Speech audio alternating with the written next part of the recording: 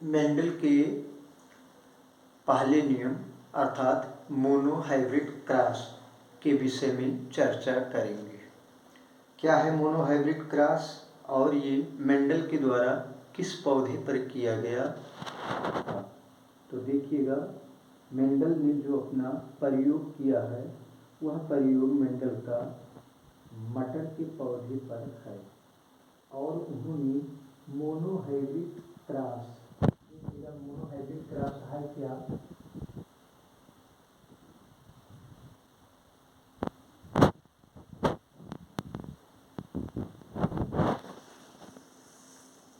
Monohybrid cross का अर्थ है केवल मटर के पौधे का एक ही लक्षण लेकर के और उसी पर मेंडल ने अध्ययन किया है।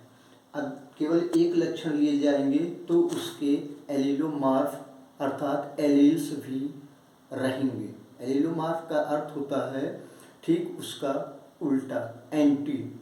जैसे यदि मटर के तने को मेंडल ने लिया है तो यदि तने की लंबाई अधिक है तो फिर ऐसे मटर के पौधे का चुनाव इन्होंने किया है कि जिसकी लंबाई अत्यंत कम हो, अर्थात एक टाल रहेगा तो दूसरा ड्वार्फ रहेगा।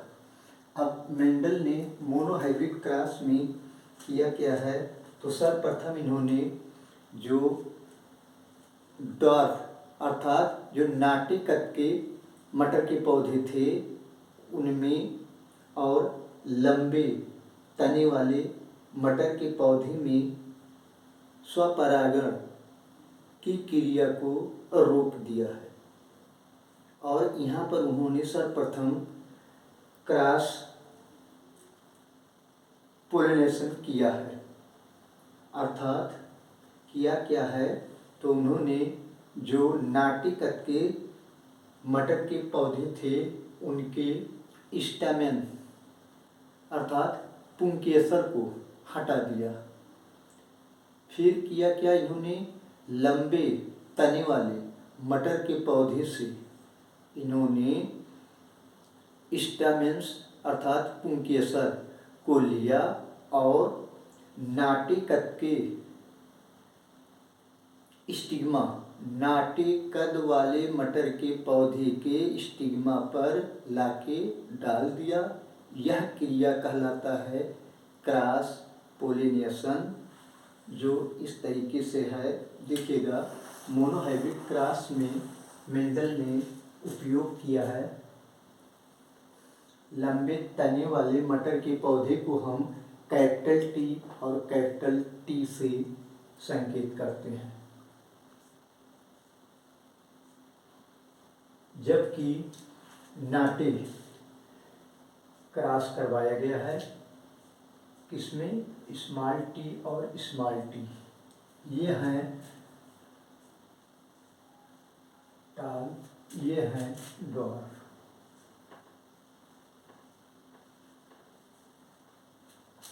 और हम ये पेरेंटल वाले पौधे हैं तो इसे हम नाम दे देंगे पी। अब इनके बीच में जो क्रॉस कराया गया तो वहाँ पे उत्पन्न जो हो रहे हैं पौधे वो हमें प्राप्त हो रहे हैं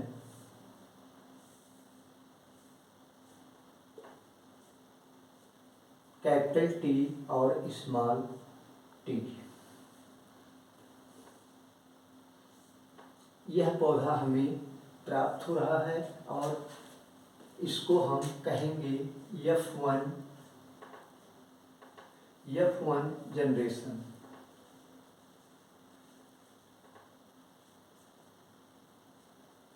यह है P जनरेशन।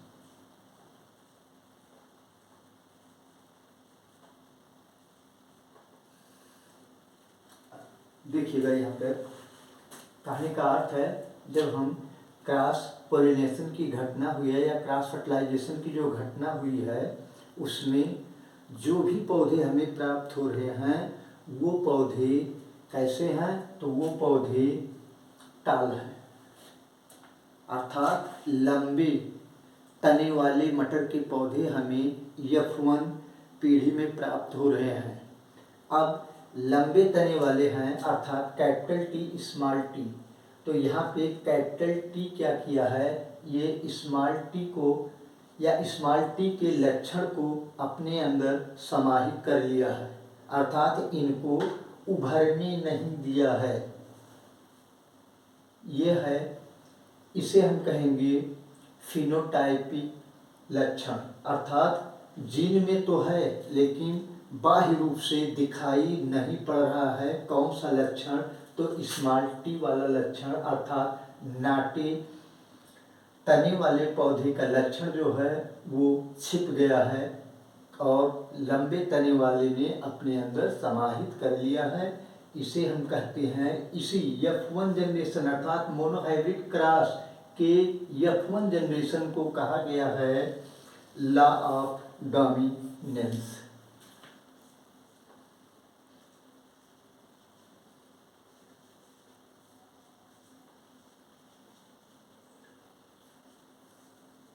का नियम से कहा जाता है, जो मोनोहाइब्रिड क्रॉस के F1 जनरेशन में हमें देखने को मिलता है। अब ये पौधा क्या आया है, तो इसे हम हाइब्रिड टाल कहेंगे।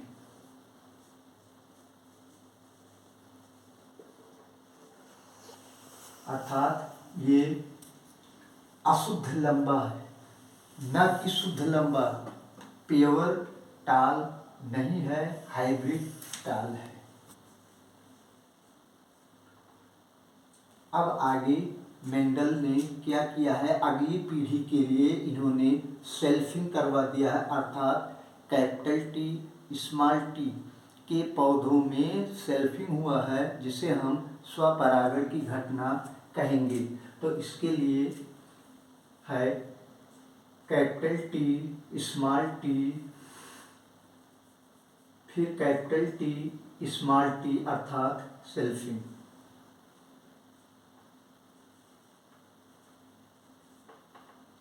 अब देखिएगा, इनके बीच में जब क्रॉस करवाया गया है, सेल्फिंग की प्रक्रिया हुई है, स्वपरागण, तो हुआ क्या है, कैपिटल टी से, अर्थात आया है कैपिटल टी, फिर कैपिटल टी स्मॉल टी से हुआ क्या, कैपिटल टी स्मॉल टी, फिर स्मॉल टी कैपिटल टी से, कैपिटल टी स्मॉल टी, फिर स्मॉल टी से उत्पन्न हुआ है स्मॉल टी, और इसे हम कहेंगे F2 जनरेशन।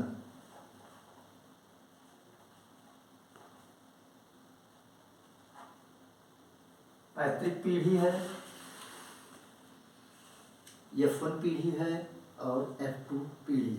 अब F2 पीढ़ी में देखिए किस तरीके से पौधे उत्पन्न हुए हैं।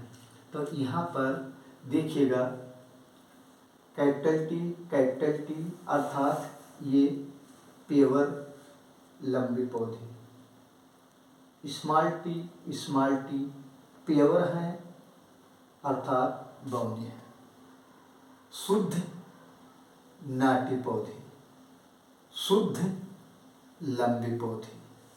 जबकि दो पौधे, हालांकि दो पौधे नहीं कहा जाएगा, केवल हम रेशियो की बात ले रहे हैं।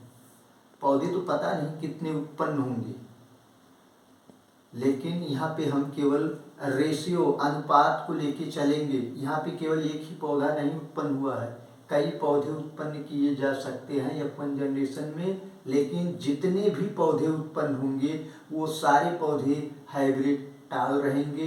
अर्थात आप देखेंगे फिनोटाइपिक रूप से देखेंगे तो सारे पौधे लंबे रहेंगे। ठीक वही कंडीशन नीचे है, जहाँ पे F2 जनरेशन में जो पौधे आए हैं वो हैं, इन्हें यदि हम फिनोटाइपिक अनुपात में देखेंगे तो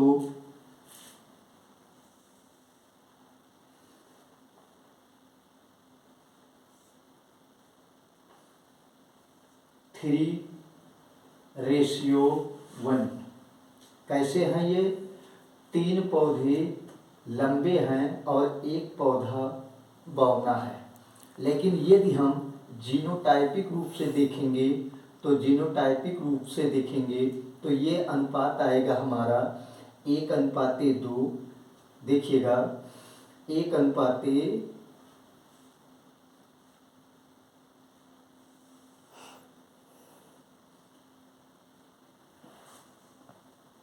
ये है फिनोटाइप, जबकि दूसरा रेशियो जो हम ले रहे हैं वो है हमारा जीनोटाइप।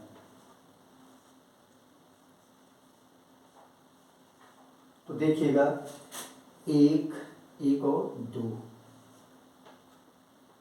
1।